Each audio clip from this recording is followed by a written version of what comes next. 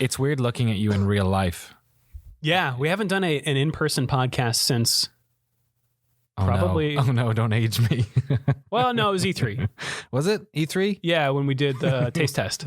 Well, that's not happening this year. No, it's not. But I guess we're neighbors again, so we can do more videos. That's true. Yeah, welcome back to the West Coast. Thank you very much. It's only been 6 months. Thanks for visiting, Drew. You're across the bridge. It's a long way. I visited you a few times. I think. Did you? I did. I've been over. Was I aware you were there? I don't know why we...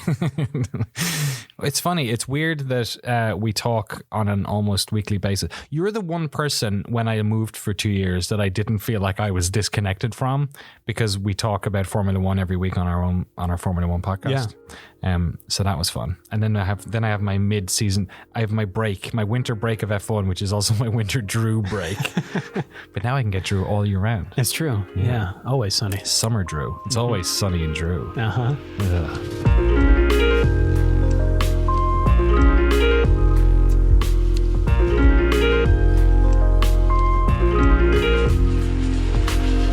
Hello friends and welcome to the No Clip Podcast. I'm your host Danny O'Dwyer, joined by Cloth Maps Drew Scanlon. That's me. My ex, what were we? Were we colleagues, I guess? That's a good word for it. Yeah. 'Cause we weren't coworkers necessarily. No. You were GameSpot, I was Giant Bomb, but Correct. we worked in the same building. And then we both left to the wonderful world of making video game documentaries, which is a lot of work.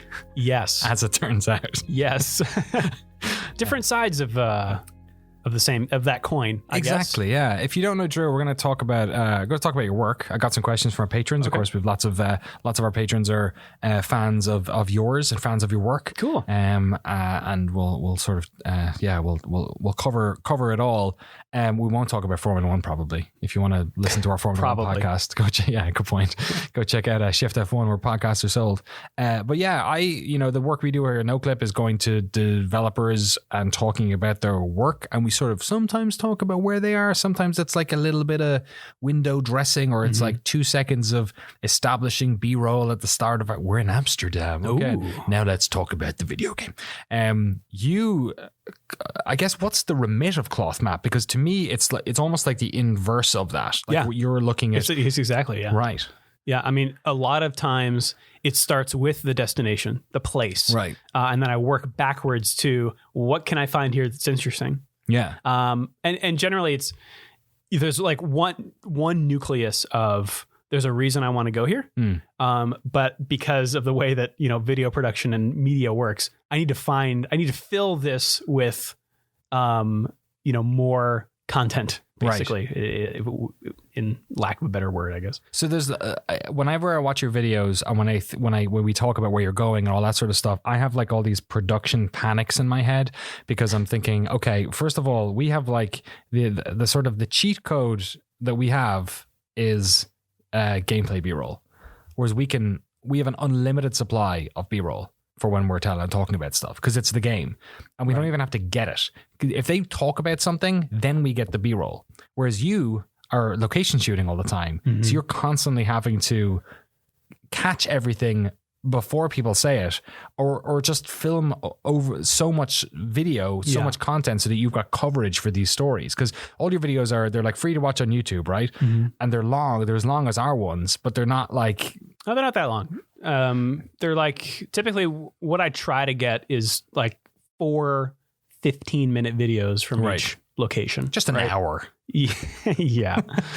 But you're right. Yeah, it's we for a while we were trying to do travelogue videos in addition. Right. But that meant that we would, because when we're out filming, we would need to, like you said, we would need to get as much B-roll as possible. And in addition, if we were trying to do travelogues as well, that would mean we were filming the entire time. Yeah. Because we'd be filming our downtime as well. And that's just impossible. You have to be able to sleep.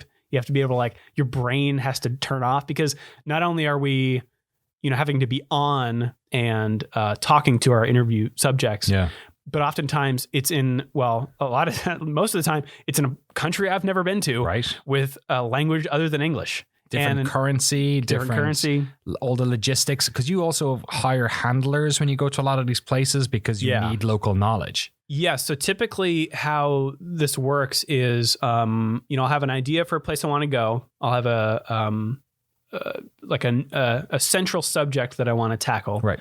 And then I'll do my own sort of research and kind of dump that onto a local guide. How do you find these people? There are private guides that will take, it's usually like rich people around on private tours. Oh, right. Okay. And I give that to them, and typically they know nothing about games, but those people's job is to know people in that country.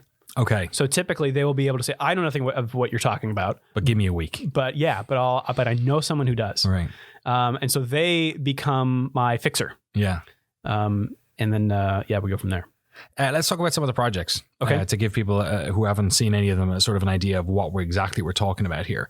Was the first one you did Ukraine? Yes. Which was crazy considering like that was right when the Crimean invasion had happened, maybe a couple of months prior. Is that right? A little bit after. Oh, it's just after. Yeah. Okay.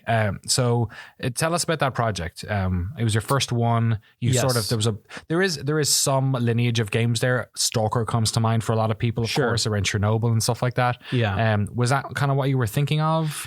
Yeah, and from the beginning, I wanted Cloth Map, and that's why I called it Cloth Map and nothing with game in the title. Right. Is that I wanted it to be more than just video games, but like games in general. So board games, sports. Right. Like I always, I liked to take this, and still do, I guess, this big view of games as a pastime and as a thing that humans do, like just playing and having fun. The idea of play. Yeah, but not to get too academic about it, right? But in a way that just makes it a little easier for me to create like an umbrella for different subjects. Yeah. Because like one of the things that I find fascinating about what you're doing is that the more interesting places to go are generally places where there aren't many video games being made. Mm-hmm. Like when we think about the places me and Jeremy usually end up, it's like Southern California, a business park somewhere in pick a European capital in the west of Europe. Whereas you're going to these fascinating parts of the world. Yeah, and it's not necessarily about where games are made, but where maybe there are challenges to playing games, or maybe a series of games is set in a certain location. What's that place actually like? And that's what brought me to Chernobyl in the Ukraine. That was the number one place I wanted to go, because a lot of games, like you said, Stalker, Call of Duty has of course, Modern Warfare. Yeah. And a lot of others are just inspired by that sort of apocalyptic vision, right? So I mean, Fallout, The Last of Us looks a lot like Chernobyl, which I didn't really put together until I was there. Is it concrete and an overgrown wilderness or something? Yeah, a lot of pond scum just dripping down a wall, that sort of thing. Mutated pigs. Yeah, well, yeah, we didn't see any of those. Cute puppies, though. Cute puppies. Yeah. Like I remember. So when you're in Chernobyl, you can't go anywhere without a guide. They won't let you in without a guide, or... Right. I mean, there are people that sneak in and make dumb YouTube videos about it, of course, and collect those shiny things that have power in them. I'm talking about Stalker. Right. I forget what they're called. Yes. Artifacts. Yeah, they call them in the game. Yeah. Should make a new Stalker. But so we went around. It was a 2-day trip. So we actually stayed the night in a hotel in the Chernobyl exclusion zone in the town of Chernobyl. A lot of people on YouTube love to correct me about this. It's actually called Pripyat. It's not called Chernobyl. There is a town called Chernobyl. Right. The reactor is closer. It's called the Chernobyl reactor, but it is closest to a town called Pripyat. Right. We spent the night in the town of Chernobyl, which is itself also in the exclusion zone. Because it's a big exclusion zone. It's big, yeah. There's like 2 rings. And Ukraine's a big country. It is. So it's not like it's taken up a massive chunk of the country, but it's a fairly massive chunk of that part of the country. Right. And so we would drive around in our van to different sites around the zone. Right. And we stopped near the reactor at they call it a canteen. It's like a cafeteria for the workers there who are working on cleanup. So there are people there all the time. They actually rotate them in and out so no one stays in the zone for too long. Wow. But there is a canteen there that feeds these workers and tourists that show up. And as we arrived there, I saw this group of puppies just hanging out. If you've seen the HBO show Chernobyl, you know that there were a lot of leftover dogs Yeah, which they were killing basically, right? Yes. To stop spreading radiation around. But they didn't get them all because there are still feral dogs in Chernobyl. So, and I'm not proud of this, but as soon as I saw them, I thought I have to make a video called The Puppies of Chernobyl. Totally. And it's going to get 1 million views.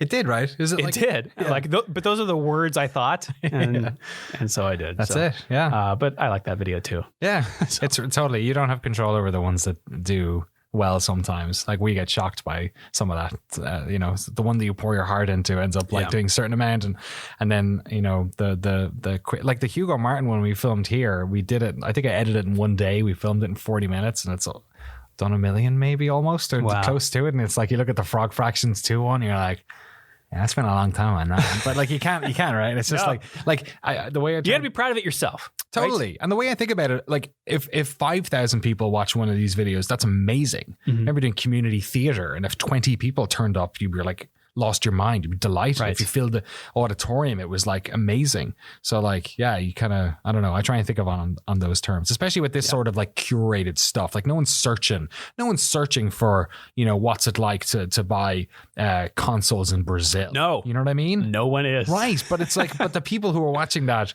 it's such a subset. Like, and when we started doing this, we knew it was a subset who wanted to watch documentaries, but we can kind of Trojan horse a lot of people because you stick the game title and the YouTube, you know what I mean? Sure. Like if you're a fan of Horizon Zero Dawn, you probably give it a click maybe. Mm-hmm. If you're a fan of Doom, you're used to watching videos about video games, but it's harder for you to get eyeballs just inherently because no one's a fan of a country. Right. So you have to create an audience for your work. I do and I don't because of Patreon, right? Right. Like I'm creating these videos for them. They're the ones funding me. Yeah. But you're right. Like if my goal was to create or to get a lot of YouTube hits, my videos would look very different. Right. They would be clickbaity. Yeah. Basically, they would be more like The Puppies of Chernobyl. But that doesn't bother me. Right. Right. Like again, not only because I have the support of my patrons, but because I am proud of the work that I've done. And so I can kind of hang my hat on that and say, well, it's good. Right. Let's talk about production, okay? Because actually a couple of more ones you've worked on, just so people have a better idea. So, what was the furthest one you've done? Furthest, like furthest from North America, or most remote. How about that? Most remote was Mongolia. Oh, of course, for sure. Which was the crazy horse riding. Yes, the Nadam wrestling. Games. Yes, so they have a game holiday. Okay. Not video games, but traditional games, the games of Genghis Khan. That's awesome. Which are horse racing, wrestling, and archery. And it's all his children who are doing it. Yeah. And a fourth game actually called ankle bone shooting, which is sort of like... Is this in the video? It's a separate video. Okay. I shot a video of this competition that happens at the same time as the Nadam Games, where they line up. They're almost like the size of dominoes, but they are the ankle bones of a sheep. And I do remember this. Yeah. And the players have a wooden slide that they place on their leg, and they flick with their fingers a puck made of deer horn at the lineup of ankle bone dominoes. And trying to knock them over. It sounds like an AI made up this sport. Like it just kind of reached out into the world and picked up some stuff. Yeah. That's crazy. And I thought it was like this weird niche thing. But because it was happening in a separate building. And so I thought maybe this is not as popular because they televised the wrestling and the horse racing and stuff. But then the president of Mongolia walked in. Okay. And so I thought, okay, maybe this is a big deal. Genghis Khan the 14th. Right. That's crazy. Yeah. How long was that shoot? That was a long one. That was 10 days or so. To go to Mongolia. Also that. How much footage do you come back with? It depends on where we go. So was that 2 people on that shoot? It was me and my dad. Oh, awesome. Yeah. That's cool. So my parents have actually come with me on 2 trips. That's a good way of keeping costs down. Hiring a shooter for 10 days would be a lot. That's why I did it. And because they were up for it. Yeah. So don't have to pay him. Joey's come on a couple. Joey has come on Brazil and Cuba. Oh, right. Okay. Yeah. Which are like not as you're not as burning as many transit days on those as well, which probably Right. helps. Yeah. Although we did jump around quite a bit in Brazil. We went to 3 cities. Right. I keep forgetting Brazil is like a huge country. It's gigantic.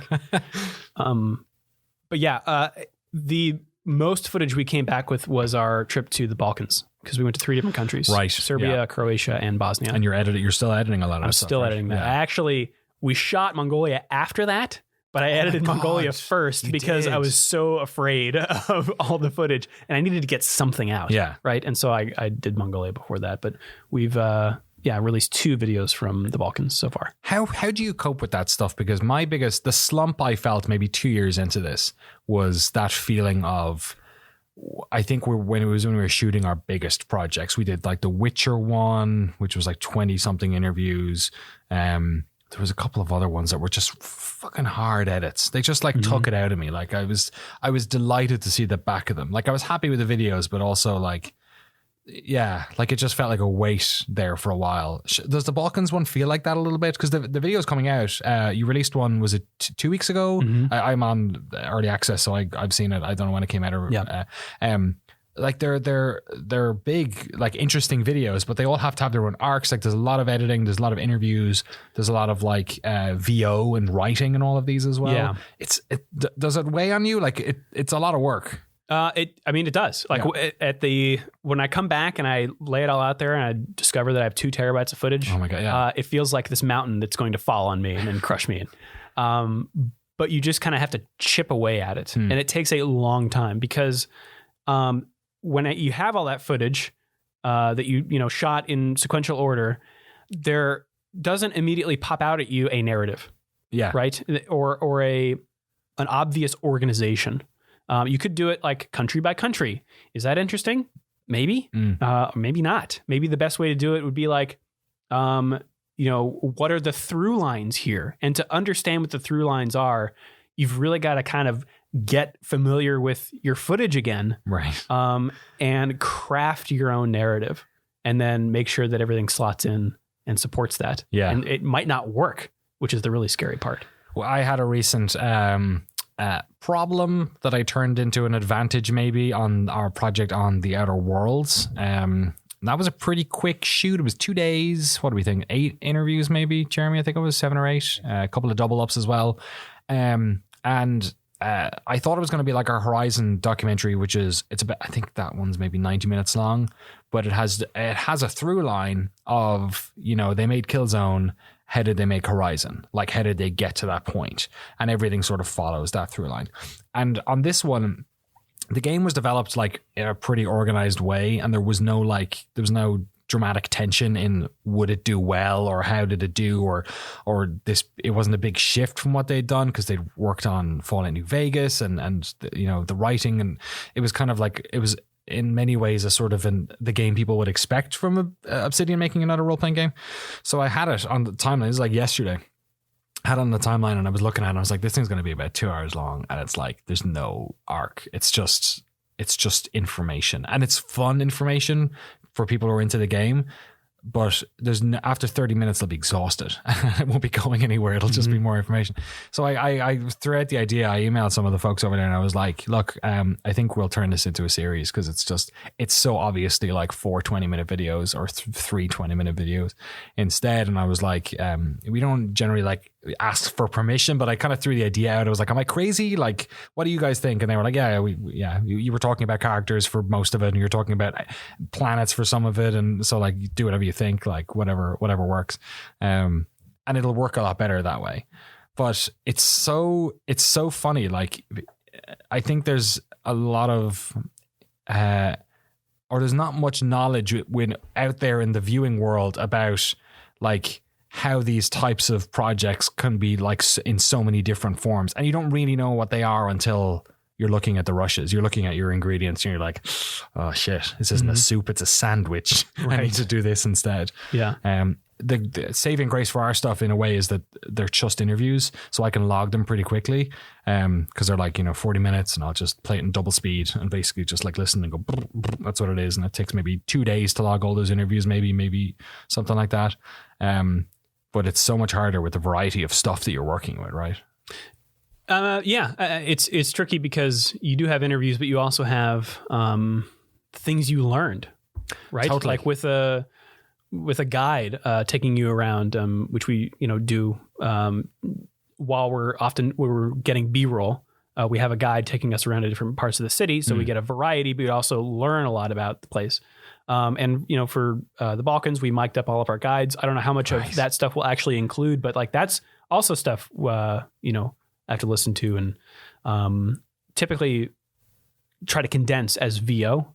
Because the big challenge with the first video from the Balkans was like we were going there with not to like examine the Bosnian War, but like you can't not address that. Right.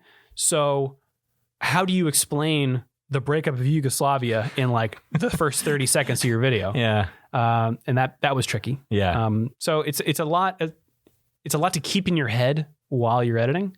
Yeah. What's the coolest place you've been? What's like the trip that you're like so glad you did, regardless of the videos? Because one of the cool things about like the return on investment for patrons is so high because you're going through all this work to make these videos, and then we just get to watch the cool video and we get like the condensed version of it, and it feels like very curated.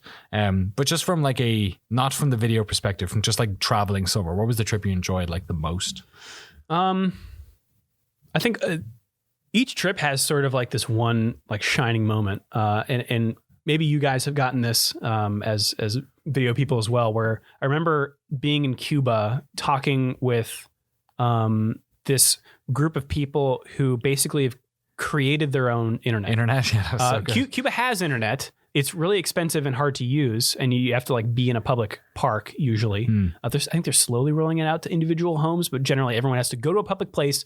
You sign up, pay by the minute. It's expensive. You can't play video games that way. Yeah. Right. So these people built an intranet basically that is ad hoc and like blankets the entire city of Havana. Doesn't have access to the outside world, but will allow you to play Call of Duty against each other. It's so cool. Right? And they built it out of like rebar and wireless repeaters, right? The biggest LAN party in the world. Exactly. And I couldn't believe when Joey and I were filming that what we were getting. Yeah. I can't believe we found this guy and he is willing to talk to us on camera about it. Right? Yeah, because surely as well, this is not like government sanctioned. It's interesting. We get into that a little bit. It's sort of self-policing because no one wants to rock the boat and upset this thing because the government could come in and shut it down, right? If you're, saying bad things on it. Oh, yeah. Okay. Yeah. Right? Yeah. So it's everyone keeps everybody else honest. Be cool. Yeah. The rule of cool. Yeah. Chill out, everyone. Yeah. That's absolutely insane. I try and think about, when I think about the project, the moment where it's like, I can't believe we're getting this. It's actually one we can't talk about. And Jeremy's nodding his head and it's like, wait a couple of months and you'll see it on No Club. I've got a bunch of questions as well. We threw it up in the Discord, on the No Clip Discord, like last week, I think it was, and it's probably going to make some feedback happen on the mics for everyone. But there's a couple in here. There's a couple I wanted to talk to you about as well. I listened, this is Chihuahua Pugs, which apparently is the name. I listened to a whole hour of Drew talking about getting his pilot's license. We also had a bunch of people asking how that's going. So you were flying out of the Oakland airport for a while. Still am, yeah. You still am? I still am. I still are. So what stage in your piloting are you? How often do you go? I just recently got my license. You did? Yes. Congratulations. When did you get it? January. Oh, that's amazing. Mm-hmm. Nice. So what does that mean? Can you fly on your own? Yes, I can fly on my own. That's I can crazy. fly passengers. No. Yeah. How many? Or is it, how do they designate it? Is it like the size of the engines or something or? That's what your plane can carry, but I fly 4-seater Cessnas, so. That's what you're, no, but I'm saying like you can't fly a 747, right? No, it's not passengers that would prevent me from doing that. It's like the type of plane. Is that what? Yeah. So how do they limit the type of plane? What's your license allow you to fly? Single engine land. So not a seaplane. That's so funny. Yeah. Because you have to learn how to land on water? Yeah. Wow. Funny. Which is a whole other thing. I know nothing about it. That's crazy. Yeah. That's amazing. So how do you go about getting that? Do you have to log a certain amount of hours? Do you have to do a test? There's a certain number of hours, but very few people ever get the minimum number and then get their license, because you start to forget stuff. Of course, right. Which is why it took me 3.5 years to get. Yeah. I think the minimum number of hours is like 40, and I passed my test with 110. And that's hours in the air? Or is that engine time? Okay, so time that the engine is on includes taxiing or anything like that. And so with a job, I actually started flying before I started Cloth Map. Right. So I was doing it when I was at Giant Bomb. I would go in the morning at like 6 a.m. You go to Oakland Airport. Oakland Airport, always? Yeah, and drive back. And you live in SF, so that was actually a bit annoying. Yeah. And so you do that as much as you can, but again, you kind of forget stuff. There's a lot of knowledge to know. There's a lot of like physical, just feel of the plane that you got to know. Were you in the same plane the whole time? No, and I had different instructors because because it took so long. Yeah. But I would say flight sims helped me to a degree because I think a tricky part for people who have just driven cars their whole life is understanding 3D space, and then understanding how to make a plane go in the way that you want. Like you can't just turn the wheel because that rolls the plane, and you will turn eventually. But if you actually want to make a turn, you turn the wheel and then pull back, right, to actually make a turn, right. And that sort of stuff was burned into my brain already because of flight sims. Funny, yeah. I wouldn't recommend like trying to learn the feel of a plane on a flight sim. I think you could actually learn some bad habits. Like if you were trying to do landing practice, for instance, landing is really difficult in real planes. And if you like practiced on a sim, the flight model might not be accurate. So you might, learn incorrectly. Right. But what it can teach you to do is, when you're actually flying a plane, there's a lot of checklists going on, or there should be if you want to be a safe pilot. Right. And so the sort of routine stuff that needs to happen, like from before you turn your plane on to when you take off to when you land and park your plane, all those routines you can do in a sim. Okay. And that's the kind of stuff. What sim do you use? I use X-Plane. And is there... Very excited for Microsoft Flight Simulator though. Right. Is X-Plane the one where there are like actual like air traffic controller people who... So there are plugins for, I think, most flight sims out there. X-Plane's kind of the big one right now. Right. It's like R Factor for planes, is it? Or something like pretty that? much, yeah. But yeah, there's a service called Pilot Edge, where you can plug it in, like plug this plugin into your game, and then talk to real air traffic controllers. They're not on duty; they're like off duty, or some of them maybe you have to pass a test, I think, to be able to work with Pilot Edge as a controller. But that's a big part of learning to fly is the communication, right? And it's one thing sims are terrible at. So that's kind of the way that they bridge that. So we've flown a lot this year. I think I took 10 flights, I think, since the start of January. Wow. I mean, you're a pilot, so you probably took, I don't know what you took, but I took a lot, and my anxiety was up a little bit this winter as well. And so my flight anxiety and I flew with my kid a couple of times, and we had a lot of turbulence for the past couple of months. So I was done with flying on the way back. Austin is always turbulence between Oakland and Austin. It's just, I don't know what it is. Flying over the mountains or something. But so when I got back, I started mainlining YouTube videos about piloting, just because I was like, whenever I know what's going on, I feel better. Yeah. So I watched a million videos about turbulence, and I feel immensely better about it now, about like the risk, how little risk it is, about all these practices. Like they're saying, like if you're a passenger in a car, close your eyes and feel the road. And like, it's always 10 times worse than any turbulence you get in a plane. And it's just wind, or sometimes it's heat, I guess, as well. It could be. Yeah, the heat can cause the wind. Yeah. Like, okay, that's what it is. Oh, like Breath of the Wild.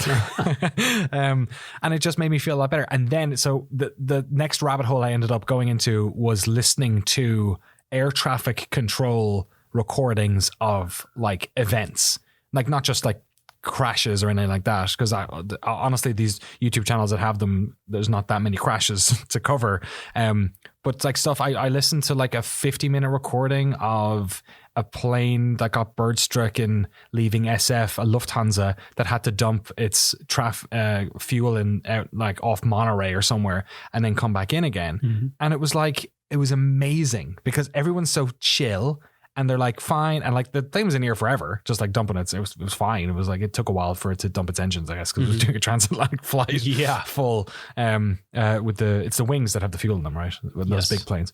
And it was like, it just made me feel like, oh yeah, these people know what the fuck they're doing. And planes are like, do you have any anxiety about flying? Do you have more anxiety when you're flying, or like, how would you feel about flying solo? Have you flown solo?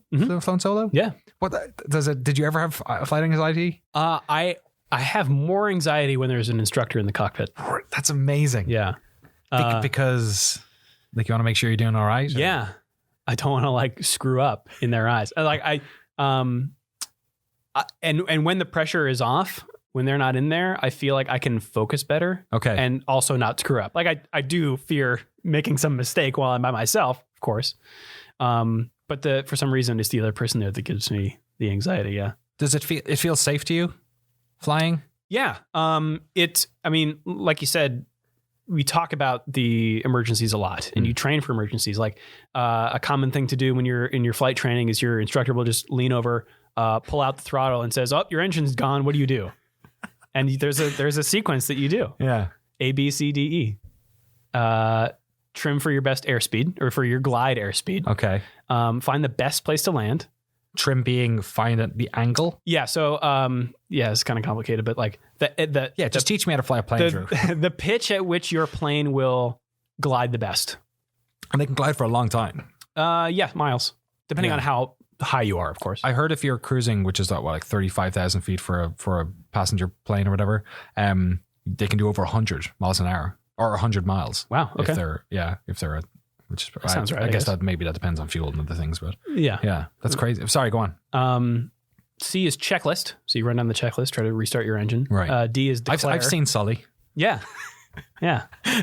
Then you declare that you have an emergency over the radio. Okay.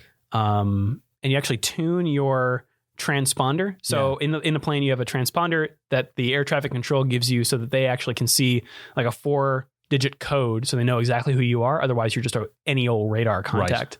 Right. And when there's an emergency, I got to make sure I get this right. You tune to 7700, so they know, and they're like alarms go off in air traffic control that someone's in trouble. Wow. And I think this is right. 7600 is I have a radio problem. Wow. Because the transponder is different from your radio. Yes. Can you guess what 7500 is? Somebody has taken over the plane as terrorists on board. Yes, hijacking. Wow, that's amazing. Yeah, so don't get those confused. Oh God, yeah, totally right. Yeah. Some of the videos I watched, one was somebody who was calling, who had like an open radio. That whenever they communicated with air traffic control, it would basically keep the channel open for about 60 seconds and block everyone else from talking. So the air traffic control trying to get everyone else on a different frequency, and like get them all to call in, because you do a lot of like catch and release or whatever, right? It's a lot of like you say your own name or call and response, or call and response. Sorry, catch and release. That's why I don't fly planes. And another one was some kid who was on a test flight with their instructor, and the instructor passed out. Whoa! And the thing he didn't know what to do was tuning the transponder, and he had a bit of problem with the radio as well, where he couldn't get the gain up high enough to hear the person. Okay, yeah. But managed to land the plane. That's cool. Yeah, it was pretty crazy. God, I'd love to. I could never go in a plane. I trust you totally, but I don't know. Something about it just feels... Little planes are very different. Right. Like an airliner is kind of like being in a building. Okay. When you're in one of these little planes, you feel every wind gust. Right. You're very aware of the physics going on.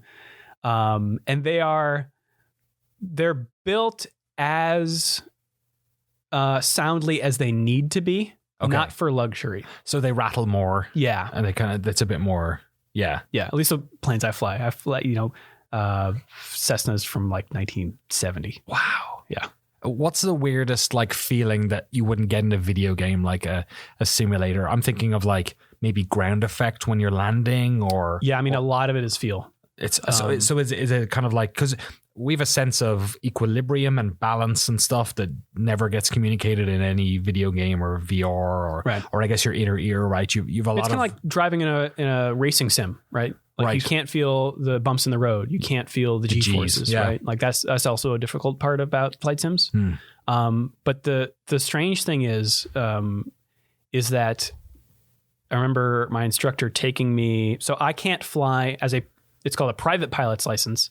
I do not have an instrument pilot's license. So I can't fly in any scenario that would require me to rely on my instruments only. So if it was fog, or I can't fly in clouds. Okay. Or bad enough weather so that I can't see. When you say can't fly in clouds, you mean like if it's super thick? Like where's the, or any clouds? Like where's the go? Do they look up and go, that's kind of cloudy? Yeah, I can't fly into clouds. Okay. I can fly around clouds. Oh, that's interesting. Yeah. Can you fly through clouds? No. Oh, wow. Yeah. So that's tough here because sometimes clouds come in and nowhere. Exactly. So do you take off and then, oh no, the clouds are coming in? You try to, you look at the forecasts. Like becoming a pilot means also becoming a weather nerd. Right. Okay. But my instructor one time, just to show me what can happen, flew us into a cloud. He is, of course, instrument rated. Right. And he told me before we did it, when you lose visual perception, your body will lie to you. Oh man, that's this. So like he would ask me to close my eyes when we were in there, so that I couldn't see the instruments. And then he would ask me, which way are we turning? Oh my God. And I would say right. And he said, no, we're turning left, or we're going straight. That's crazy. Or are we climbing or falling? And you can't tell because you have the visual reference, your body makes things up. Right. And this is like the number one killer for. I've heard the one that comes to mind is the Air France one that was coming back from South America. This maybe 15 years ago. Off from Brazil, I think. Yes, it was taken off from Brazil, but it was over water, I think, when it hit a thunderstorm, lightning storm, and they were climbing too much, but they didn't trust that one's a little different. Oh, is it? Yeah. Okay. But this is like the report hasn't come back yet. It'll probably take a year, but like the Kobe Bryant crash. Okay. Right. Yeah, is it looks to be like a textbook example of this. Okay. Where he was in deep fog. He was in deep fog. But maybe we shouldn't talk too much about this because I'm not a flight instructor or an expert in anything, but like sensory loss of sensory perception is very common in conditions like that. Right. Yeah, that's crazy. Congratulations. Thanks. That's like a really rad thing to have done. Yeah. I'm kind of relieved that the training part is over. What do you want to do now? Like, what was the end goal? Getting the license, or is there something you? It's something that I've always wanted to do. Yeah. since I was a kid, I've always loved planes. I've thought about getting that instrument rating, just as like a safety measure, so that I know that if I got into a situation like that, I could get myself out, or more likely to get myself out. Yeah. But it's really expensive, and it's going to take as much, work as I just did to do it again. So maybe wait a while. Yeah. Instrument is tough. I guess that makes sense. Yeah. God. Well, congratulations. Thanks. I want to see if there's a couple more questions. We covered off a lot of this stuff. Jack Daw was asking about the most astonishing thing you saw while filming for Cloth Map. I mean, it's a toss up between puppies and Cuban internet, I bet. Yeah. I mean, I would recommend, and maybe this is a little different now because of the show, but like Chernobyl, I would recommend everyone go to because it's number one, completely unlike anywhere else in the world. And number two, just a good reminder that things like this can happen. Right. And until you're like seeing something like that with your own eyes, it doesn't really hit you. Right. Like you sort of know academically that like, oh, things like this can happen, but like being there is something totally different. And it's, not that expensive because it's Ukraine. It's 1986? 85 or 6. Yeah. I think it was 6. It was the year I was born. So that's a long time. Yeah. April 86. I think you're right. 34 years ago. God. That show's real good, by the way. I was really excited watching that, realizing that I think I got most of my facts right in my video. Nice. Yeah. Also, I got a real good YouTube boost. Yeah. And also, as a result. And you made the point of it looks like The Last of Us, the showrunner from Chernobyl, is working with Druckmann. That's right. On The Last of Us HBO special. Yeah. So yeah, I guess that's the Cloth Map special sauce. It's the locations in video games. That's right. Intertwine with each other. Thanks so much for coming in. Yeah. We'll get you in again. We recorded a bunch of video stuff for Shift F1 as well, our project we do on Formula One. We've been running that podcast for 6 years. When did we start Ooh, Giant Bomb? 2014. Was Yeah. it? God, a while ago now. Yeah. So there's more of that stuff. So you'll be back over. So we'll Sure. get you in on the semi regular. Yeah, man. What can people look forward to on Cloth Map over the next couple of weeks, months? Yeah, more from the Balkans. We've only released stuff from Bosnia so far. We went to 2 other countries, Serbia and Croatia. Right. So we've got a whole bunch more coming. Excellent. Thanks so much for coming in. Thanks for having me. Thanks for being watching or listening to our podcast. This is on video on YouTube. If you want to check that out on youtube.com/NoClipPodcast. Shout out to our patrons as well. We'll be back. The podcast schedule has been kind of kicked up, as everything has been with the coronavirus stuff at the moment.